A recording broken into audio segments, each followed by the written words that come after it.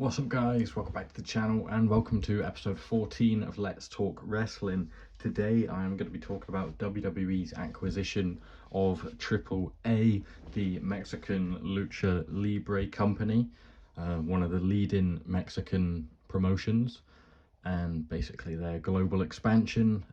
We don't know much about the deal. We do know that it was obviously announced at WrestleMania over that weekend, and they expect to close in the third quarter, so sort of late summer sort of time of the year. And before that, I believe it's the 7th of June, the weekend of Money in the Bank, where they'll have their first event, Worlds Collide, where WWE, NXT and AAA will basically have a joint event. We don't know much about the acquisition right now. We've seen Vikingo show up at basically WrestleMania and in WWE. We don't know who else is going to show up really. We know there's been some acquisitions like Vikingo, like La Parca, other people obviously, and that man right there, notable prick, Alberto Del Rio. But I'll get on to him later in the video, I should say. Here's Ricardo Rodriguez, because he used to hang about with him. He's probably not going to be there because he's in a different promotion these days. But yeah, a couple other guys that are on the books of AAA, I believe, or there's now a pipeline for them to come back. Jinder Mahal, obviously released not too long ago, and Matt Riddle, who was also released quite a while ago now though. So yeah, both of these guys are gone. Remember Jinder Mahal showing up before WrestleMania last year in that former world champion sort of tease storyline, which was pretty funny. Matt Riddle, wasted potential, I thought. Matt Riddle, obviously he had the tag team with Randy. We never really got to see that come to a head because of Randy's injury and all that stuff, and then he sort of fell off. But we never got the matches that we wanted with Riddle. We never got Brock versus Riddle really.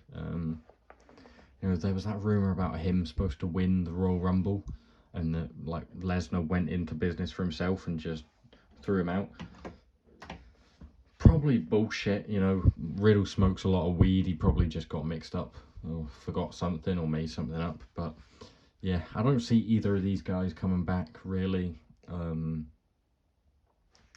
Obviously Jinder Mahal was a part of one of WWE's former like global expansions into India. They obviously strapped the rocket to him and given the WWE title when no one expecting it, because like the last time we saw him before that, he was a jobber and a lot smaller. He came back jacked on steroids and became the WWE champion. We saw Great Khali, his feud with Randy Orton, Shinsuke Nakamura, which is just racist basically.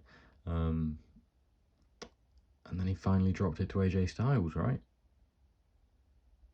That is who he dropped it to. He didn't drop it to Randy, did he? He dropped it to AJ. If I'm remembering that right. But yeah, anyway, Lucha Libre, that's what this is all about. WWE's Lucha Libre expansion. They say they respect Lucha Libre and all of this stuff, but there are sort of reports that they're going to be pushed into a more WWE Americanized sort of casual audience sort of way of working more than Lucha Libre, which loosely translates to like freestyle fighting, I think, because that's sort of what it is. Lucha Libre is probably one of the closest types of wrestling to like an art form. It's really impressive stuff. Obviously comes from a Mexican background. Here are a few of WWE's Mexican stars as it stands. We have saw them getting featured a lot more on TV, which some people think is sort of because of this merger. They're more shown on TV. You have Santos Escobar over here, who has been a mainstay for a while, obviously with Legado del Fantasma. He obviously has Angel Garza and Humberto Carrillo, or Berto as they stupidly call him these days. Big fan of Santos Escobar. I really like him, well, I sort of like Los Garza. The temporary tattoo things they have are weird, but yeah, they're a cool tag team. I really wish they were on WrestleMania with Street Profits, Motor City Machine Guns, and Pretty Deadly. Could have been a 5-way TLC tag ladder match. But no, we got New Day versus the War Raiders. But yeah, there's two guys, obviously that's been like a big ongoing story, and now Rey Fenix is like involved with, like, he fought Santos Escobar on just then on SmackDown. Dragon Lee's been involved with everything. Obviously Rey Mysterio also very involved. They feuded, and like the LWO, Cruz del Toro and Joaquin Wilde also involved. Andrade, another guy who's obviously been involved in since he returned. So yeah, there's been like a real lucha push, especially with Penta, who's just back here. Penta and Rey Fenix being two huge acquisitions for the WWE. Penta is looking like a real star, probably the next Intercontinental Champion. So, you know, they have made a push into sort of the Mexican,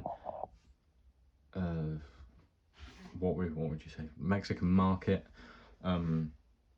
You've got the whole Chad Gable, El Grande Americano stuff, which is a bit dodgy, really. Sort of makes a mockery of it, especially, which I thought was weird, when you know, they announced the AAA deal over WrestleMania weekend, and then they feed one of the best luchadors in the world, Rey Fenix, to Chad Gable in a mask at WrestleMania. I know there's interference and all that, and it's, you know, Chad Gable puts metal in his mask and stuff like that, but why put him in that position? Would have loved to see Dragon Lee there. That would have been a huge win for Dragon Lee at WrestleMania, and it would have been a huge win for Rey Fenix at WrestleMania as well, you know, to really establish him.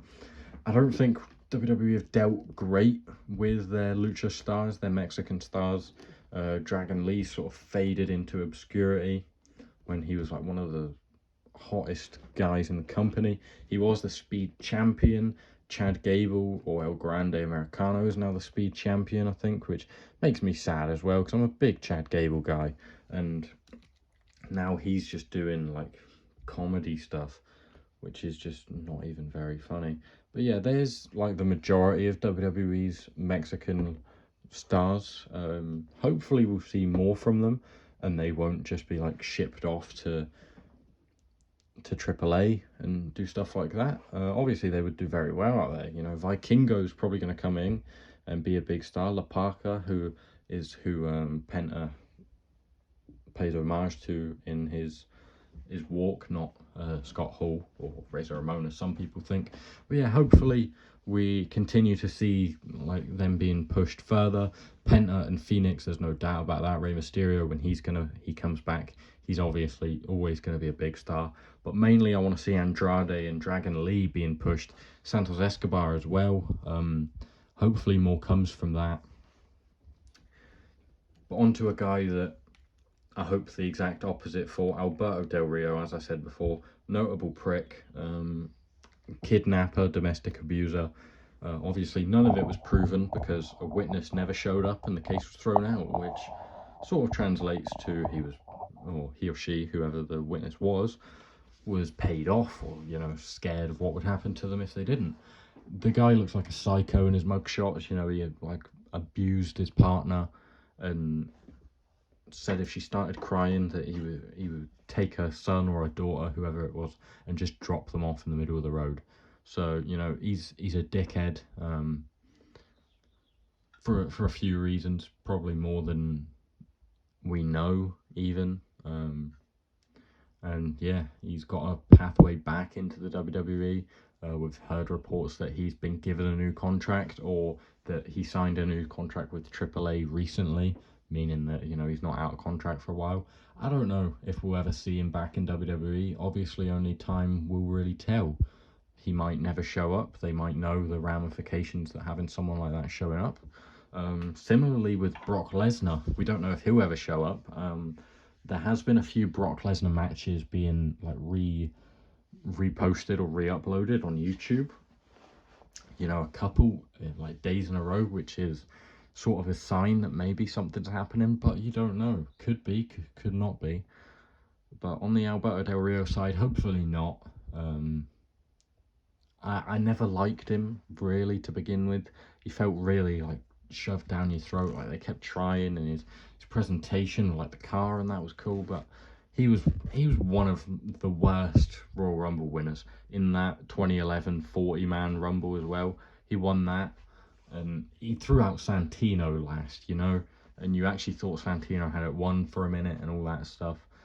And did he not go on to WrestleMania to get beat by Edge, which I guess is a saving grace in that he didn't actually go on to win it. But I don't get the point in Royal Rumble winners and stuff if they don't go on to win the title, because you're just feeding them when it actually does them more harm to lose at WrestleMania sometimes than to just not be at it. Like, I understand it for Cody Rhodes, you know, he goes on, he loses it, he can't finish the story, then he goes back a year later and redoes it and it all goes well and all that stuff. But stuff like this, I am thinking about doing a video on like some of the worst booking decisions, like missed opportunities. Spoiler alert, Shinsuke Nakamura losing to AJ Styles at WrestleMania 34, probably be on there. In fact, both of the Royal Rumble winners from that year losing, him and Asuka, horrific decisions, absolutely horrific. They ruined Shinsuke Nakamura in that moment and he never bounced back from it. That is what happened. And then he was just the low blow guy. Asuka, obviously she's gone on to have a great career and she's held titles and she's done really well and she's been in Damage Control and all that. So it's not affected her as much, but still that really could have led to her career going on a downward spiral.